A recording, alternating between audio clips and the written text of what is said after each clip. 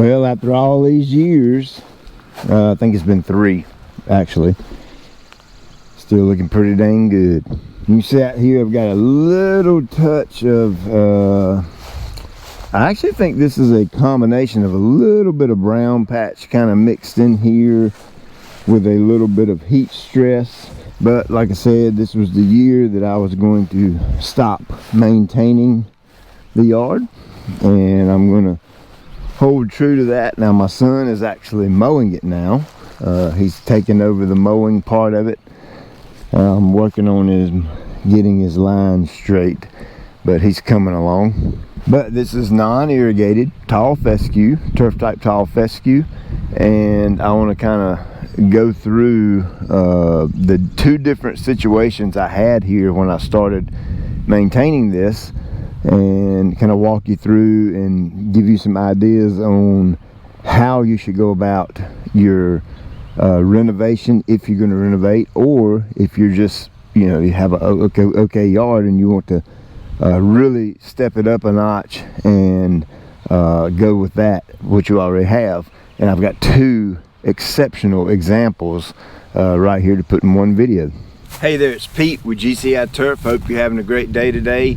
And I want to welcome you to my channel, welcome you to my home. I live right next door. This is my neighbors. A couple of years ago, I wanted to help my neighbor. Okay, I wanted to love my neighbor just like I love myself. So what I ended up doing was talking with my neighbor. She's a single mom, got 3 or 4 girls, and I know things can be a little tough in situations like that. So I said, hey, I want to be 100% fully and completely in charge of your yard. Doesn't cost you a dime. I'm going to do everything for free, and we're going to do the seeding, a full-blown renovation back here in the back. We're going to do the mowing, everything. It's non-irrigated. I did not commit to watering it. It's about almost 40,000 square feet total of turf area.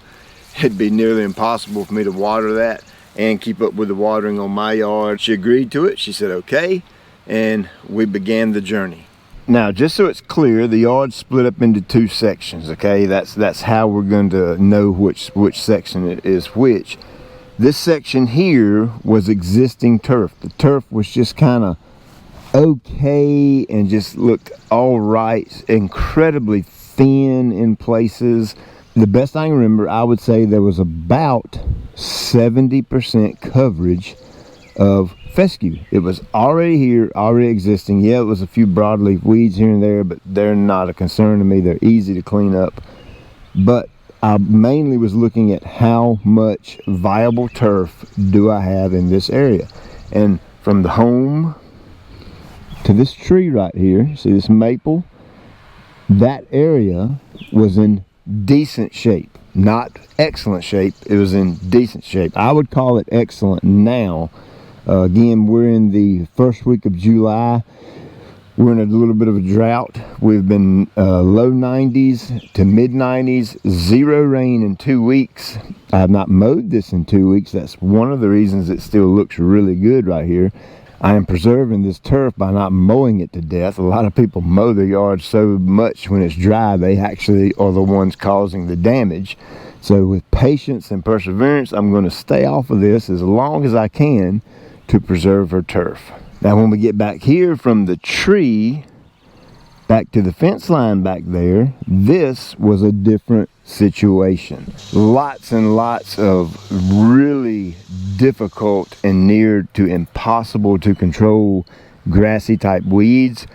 Selective herbicides just not available for them in cool season turf. So my option here was to smoke it off and do a full-blown renovation. My definition of full-blown renovation is total, complete kill-off, get everything back down to bare dirt, and start over from scratch. That is what Pete calls a full-blown renovation. So how do you determine which one you do? So number one, let's say that you're in a situation to where you have a extremely uneven yard. Your grade is very poor, very rough, and very bumpy.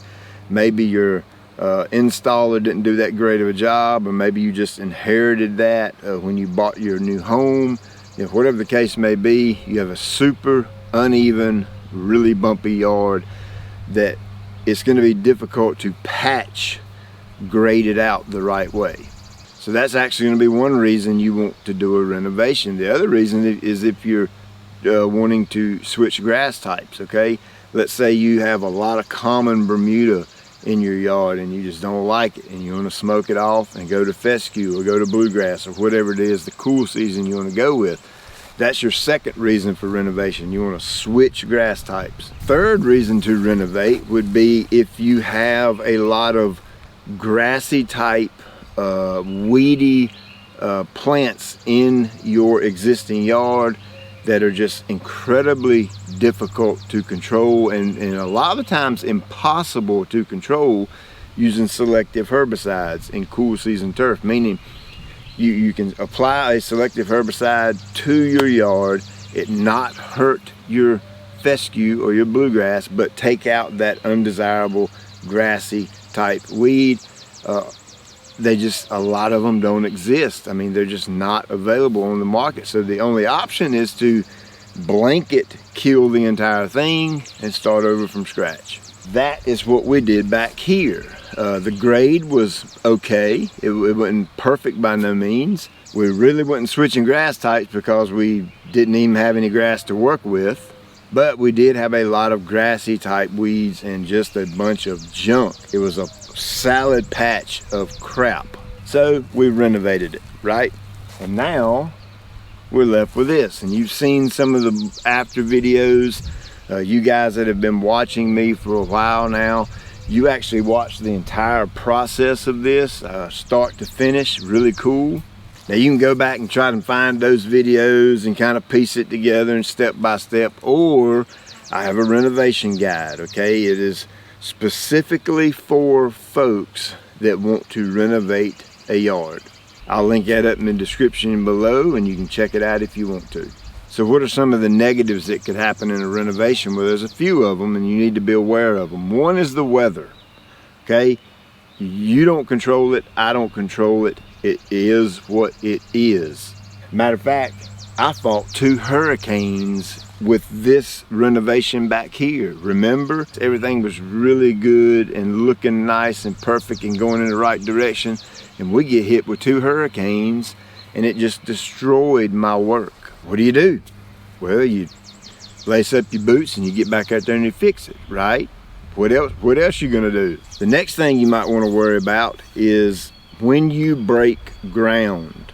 When you break ground, meaning you turn the ground, you turn the soil or the dirt, you might stir up some things that have been laying there for a long time. If you remember in my yard, when I installed my irrigation system a few years ago, up until that installation, I never had Poa trivialis, ever, not one single drop of it. And when I dug those trenches to lay my irrigation line, the following year and the year after that, lo and behold, there comes some Poa trivialis showing up. And it's not coincidence that that Poa triv was right in line with my irrigation ditches. So the point I'm making is you have to be aware that when you break ground, there may be things in that ground that have been there for a very long time that may just decide, looks like a good opportunity to show up.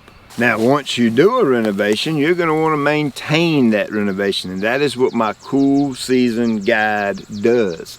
It is step by step, just like the renovation process. It basically holds your hand through the entire thing, tells you every single last little thing you need to do. If you're planning on a renovation and you're planning on getting my guide, do not buy the renovation guide and the cool season guide at the same time. Do not do that.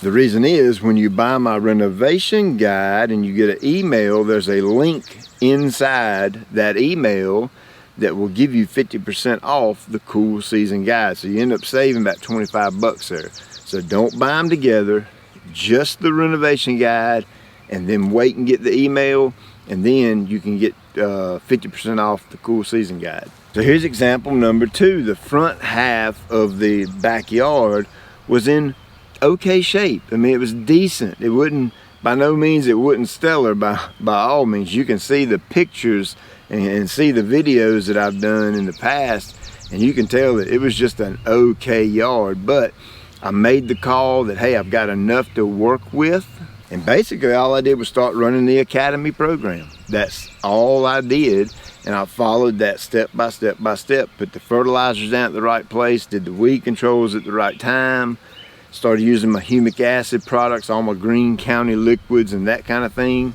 The aeration and seeding was a big part of that, okay? That's coming up really soon in the fall. So if you have that yard that is in okay condition, the absolute best thing you can do is aeration and overseeding, and then just pick up on that cool season guide right there in the fall and have at it. And you can see it did not take me long at all. Matter of fact, the first year we were looking like this. We were looking really good in year one, and then all I did was continue to build on that. I followed my guide, my cool season guide, step by step by step, and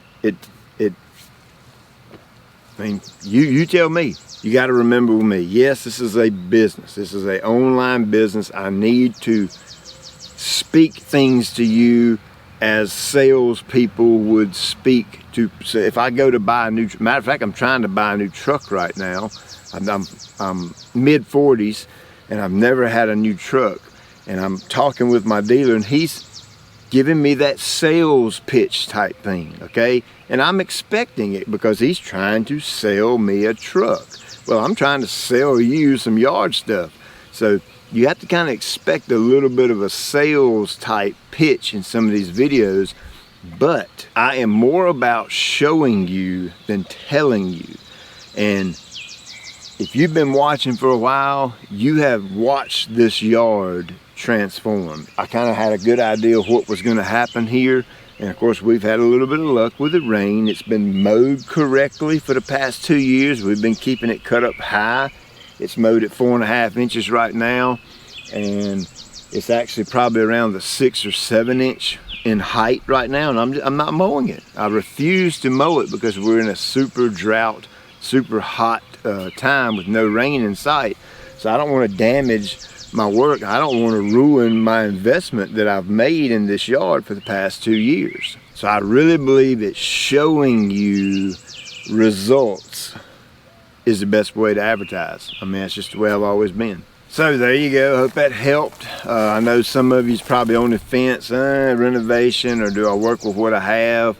And I got a great example right here of both. And maybe some of the pictures that I put up in this video will kind of give you a good idea before and after what you might could expect or what not to expect, and maybe to help you make your mind up on what you want to do.